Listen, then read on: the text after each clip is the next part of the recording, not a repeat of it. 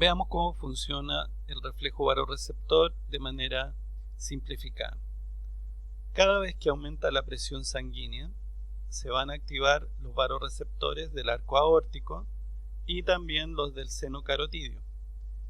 La activación de estos receptores se va a traducir en un aumento en la frecuencia de descarga de potenciales de acción por la vía aferente, que como ya hemos señalado está representada por la vía sensitiva del nervio vago y por el nervio glosofaríngeo.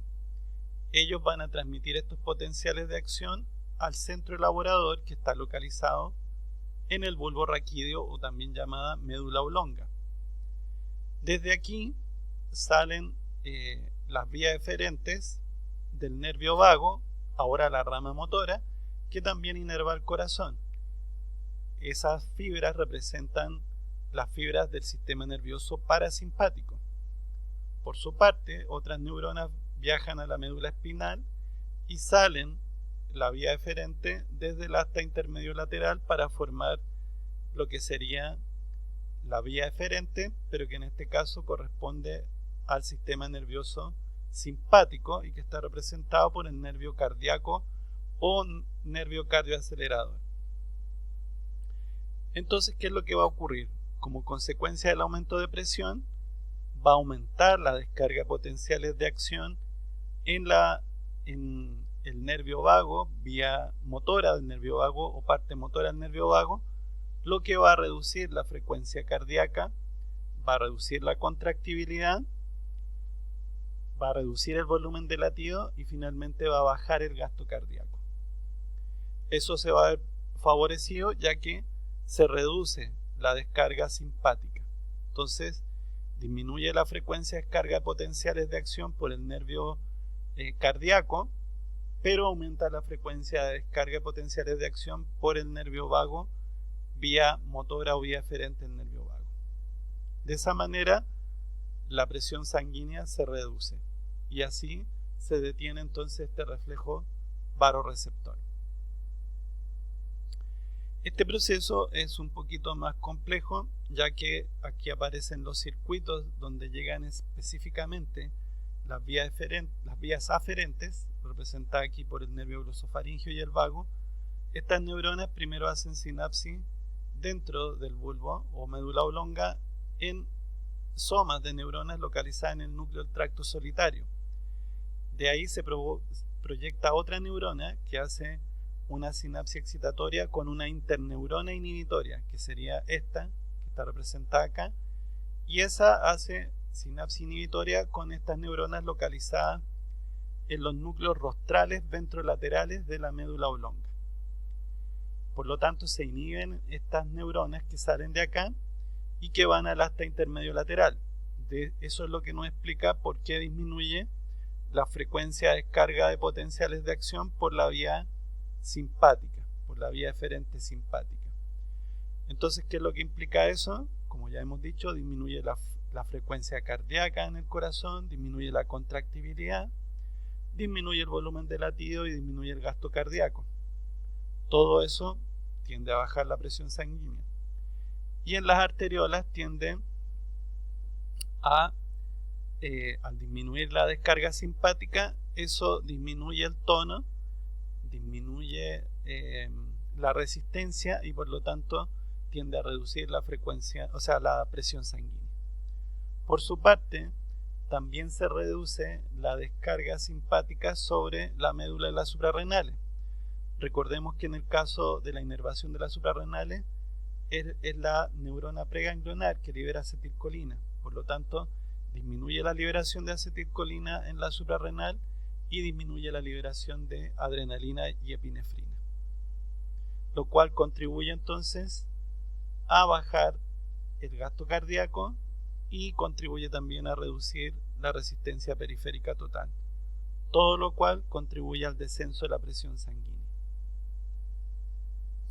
Esto mismo que hemos explicado anteriormente está representado en este gráfico. Acá vemos los varorreceptores que se activan por el aumento en la presión arterial, vemos las vías aferentes, vemos acá el bulbo raquídeo, vemos el núcleo del tracto solitario, que es donde convergen las señales aferentes, Y luego vemos estos centros que en algunos casos se van a activar y en otros casos se van a inhibir para entonces finalmente generar la baja en la presión sanguínea.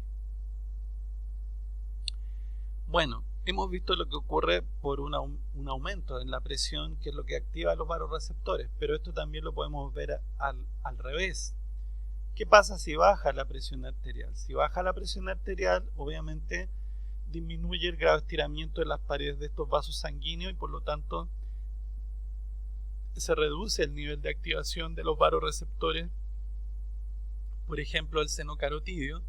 Eso disminuye la frecuencia de descarga de potenciales de acción de las vías aferentes procedentes del seno carotidio.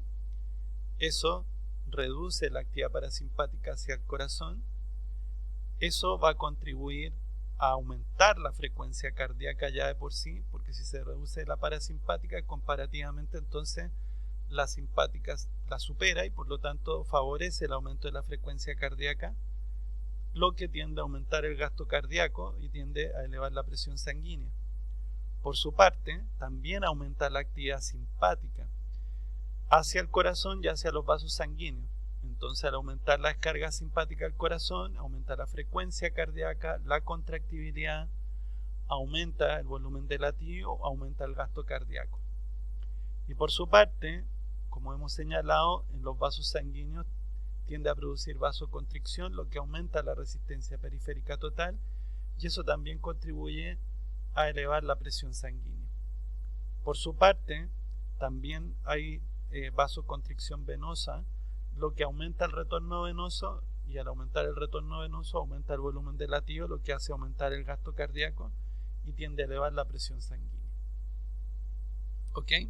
Entonces fíjense que las acciones desencadenadas por los cambios de presión sobre la actividad parasimpática y simpática son totalmente opuestas. Y vamos a tener una situación cuando aumente u otra situación cuando disminuya. El otro mecanismo de regulación de la presión sanguínea es endocrino y se conoce como el sistema renina-angiotensina-aldosterona. ¿Cómo se desencadena este sistema? Bueno, este sistema se desencadena cuando hay una hipoperfusión a nivel renal, o sea, cuando disminuye el flujo de sangre a nivel renal. Esa disminución en el flujo de sangre o en el aporte de sangre hacia el riñón puede ser consecuencia de una disminución en la volemia. Una disminución en la volemia, una disminución en la presión sanguínea, va a hacer entonces que las células del aparato yuctaglomerular liberan entonces la renina en respuesta a esa baja perfusión, a esa baja presión. Y lo que va a ocurrir es que la renina va a convertir una proteína sintetizada en el hígado, que es el angiotensinógeno, en angiotensina 1. Esa angiotensina 1 va a viajar por el torrente sanguíneo hasta que se encuentra a nivel capilar, concretamente en el endotelio capilar, especialmente a nivel pulmonar, con una enzima que es la ECA. En realidad una familia de enzimas.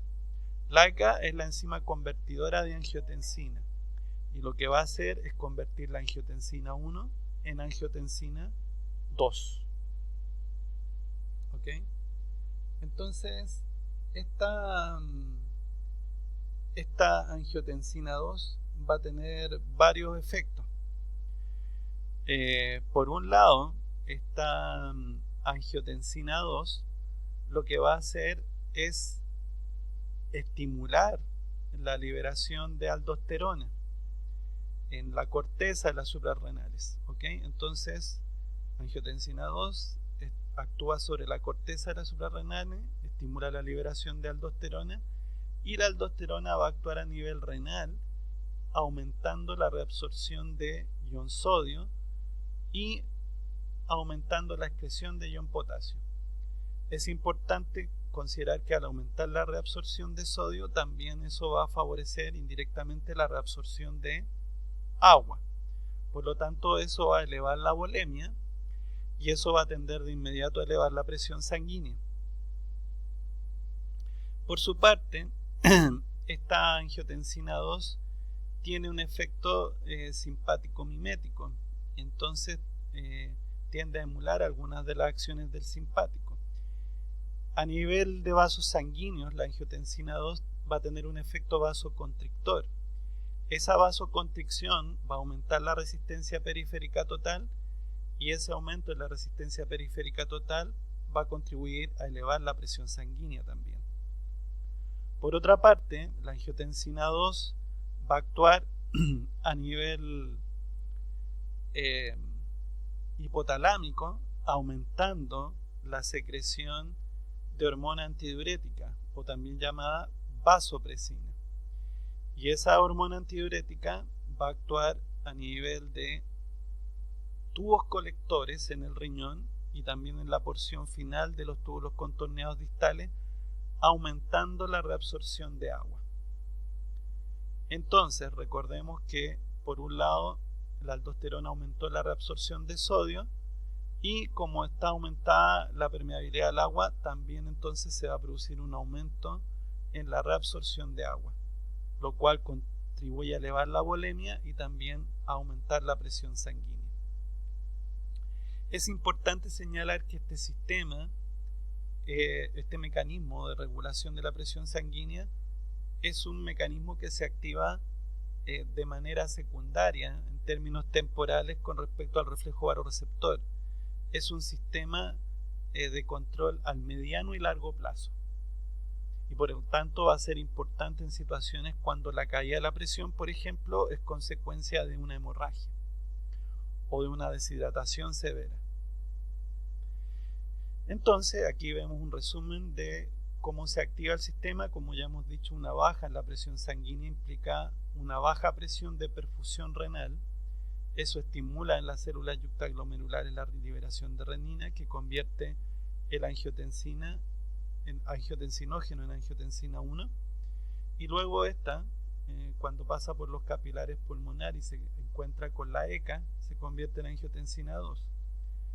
Como ya hemos dicho, esta angiotensina 2 va a estimular la liberación de aldosterona por la corteza de las suprarrenales, y esta, como hormona, va a estimular la reabsorción de sodio a nivel renal, lo que a su vez va a aumentar la reabsorción de agua, aumentando la volemia y aumentando la presión sanguínea. Ese aumento de la reabsorción de sodio también tiene que ver con el aumento del intercambio sodio-protón, que también se produce a nivel de túbulos renales, y eso también va a contribuir a aumentar la reabsorción de sodio y consecuente reabsorción de agua.